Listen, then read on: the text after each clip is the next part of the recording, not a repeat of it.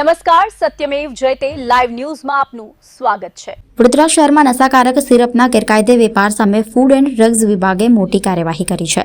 વિભાગની ટીમે સનફાર્મા રોડ પર આવેલી એસડી ફાર્મા નામની પેઢી પર દરોડો પાડ્યો હતો। તપાસ દરમિયાન બોગસ બિલ બનાવી ઉત્તર પ્રદેશમાંથી કોડીનયુક્ત કફ સિરપનો જથ્થો ખરીદવામાં આવ્યો હોવાનું સામે આવ્યું છે।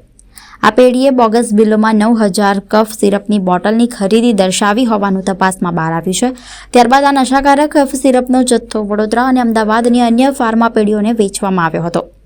તપાસમાં હરણીની એજે એન્ટરપ્રાઇઝ અને અમદાવાદની પ્રાંસી એન્ટરપ્રાઇઝને કફ સિરપનો જથ્થો સપ્લાય કરવામાં આવ્યો હોવાનું સામે આવ્યું છે।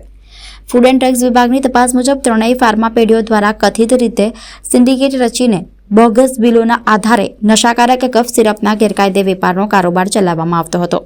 સમગ્ર મામલો સામે આવ્યા બાદ વડોદરા અને અમદાવાદની ત્રણેય ફાર્મા પેઢીઓના પરવાના રદ કરવામાં આવ્યા છે।